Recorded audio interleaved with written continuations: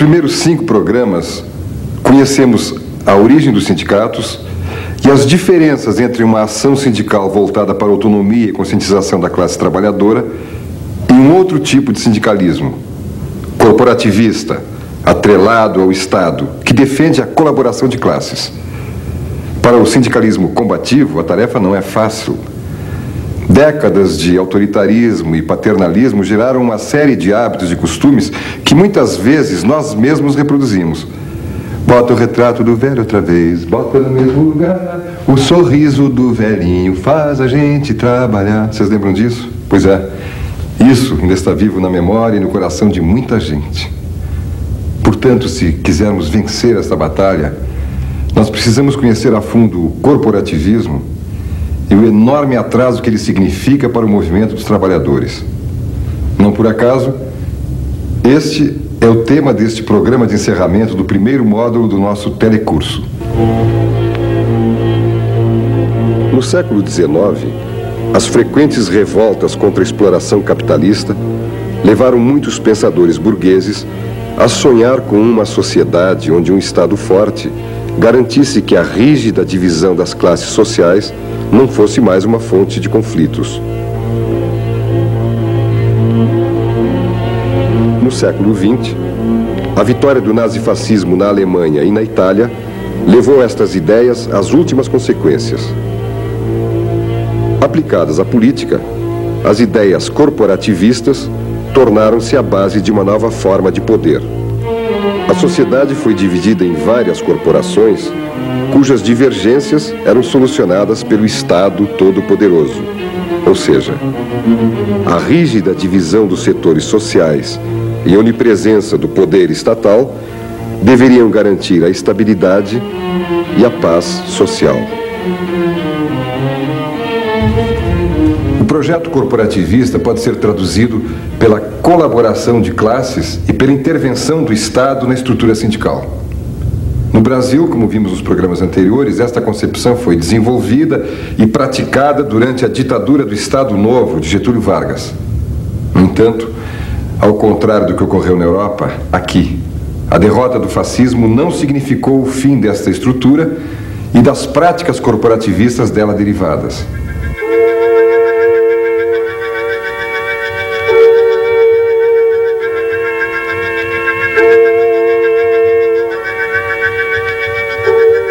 Antes da estrutura sindical implantada por Vargas, através da CLT, a luta dos trabalhadores brasileiros contra a exploração era tratada pelos patrões e governos como caso de polícia.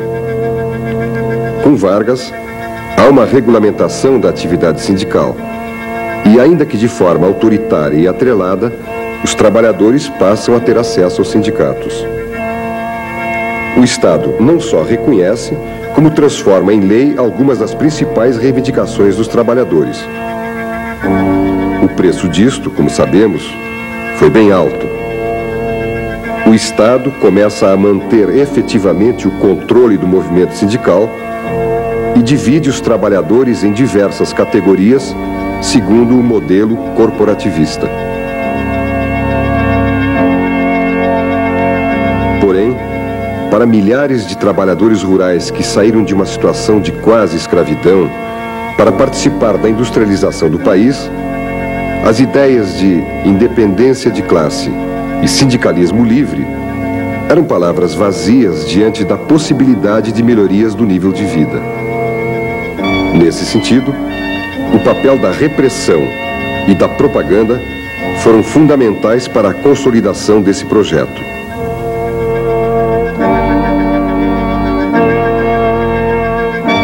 Mas em 1945, a ditadura política de Getúlio Vargas foi derrubada. E 5 anos mais tarde, ele é eleito presidente com expressiva votação da classe trabalhadora.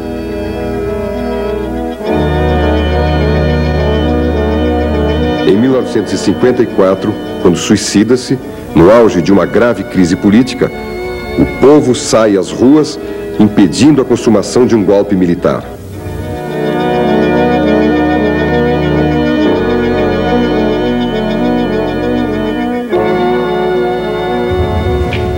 Sem essa análise da história, Não é possível lutar de modo consequente por uma mudança radical da vida sindical brasileira.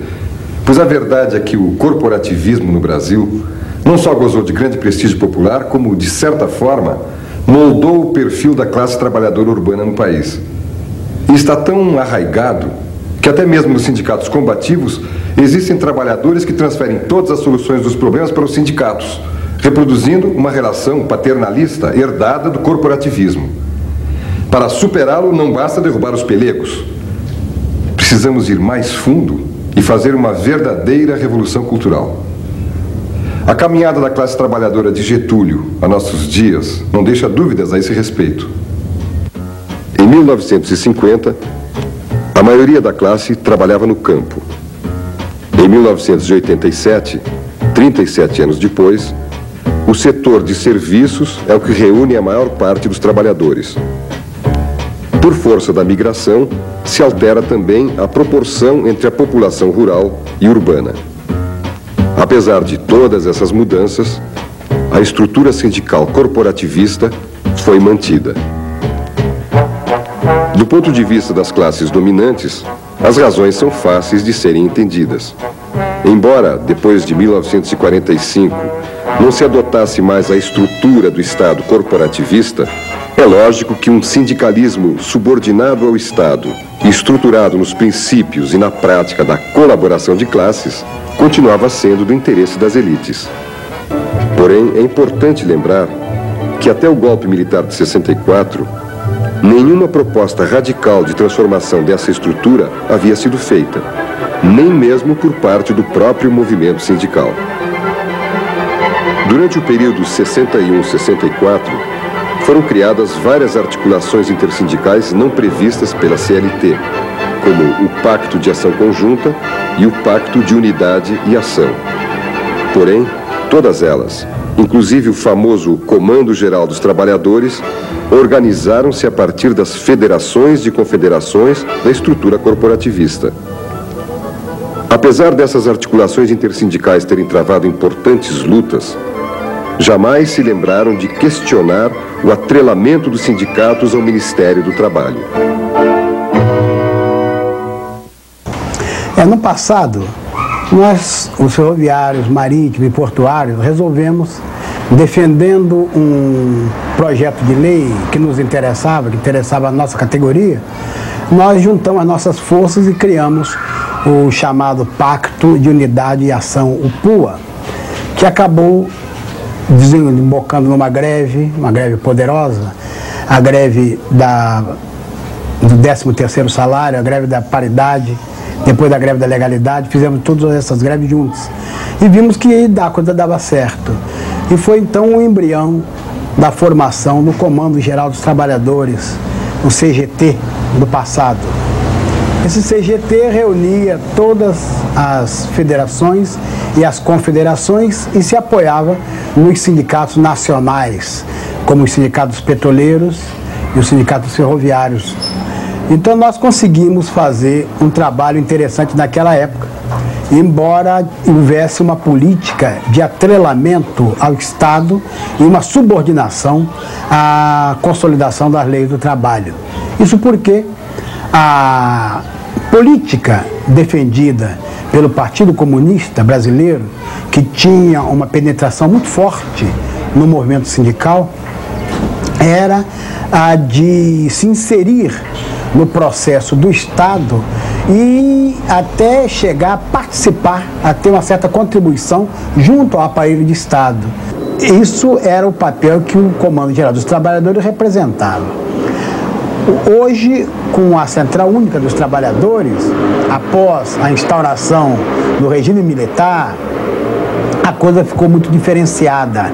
Embora ainda haja uma certa subordinação ao Estado, através da consolidação das leis do trabalho, e muitos dos aspectos dela, o que se pode observar é que já há sindicatos que contrariam de forma assim muito forte, de forma muito incisiva, a posição do Estado e procura abrir caminhos novos, mesmo dentro da CUT, porque a CUT, a Central Única dos Trabalhadores, ainda, talvez pelo tempo ou talvez pela inexperiência, ou as duas coisas ao mesmo tempo, não conseguiu ainda fazer com que os trabalhadores se libertassem de algumas heranças do passado.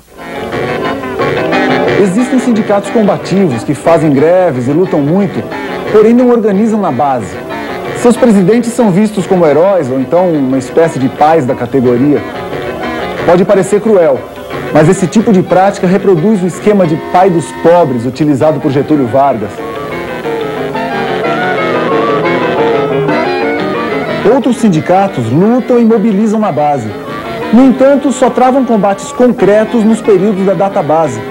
Com isso, reconhecem na prática o direito do Estado de determinar quando é que devem lutar. Outros ainda organizam na base, lutam o ano inteiro, mas apenas pelas reivindicações de sua categoria, esquecendo as lutas gerais da classe trabalhadora. Com isso, reproduzem um dos pilares do corporativismo. Isso demonstra que não basta um sindicato fazer greve e atacar verbalmente os patrões e o governo para ter uma prática anticorporativista. É preciso um esforço real para revolucionar costumes, hábitos, corações e mentes dos trabalhadores e dos dirigentes sindicais. Só assim chegaremos lá.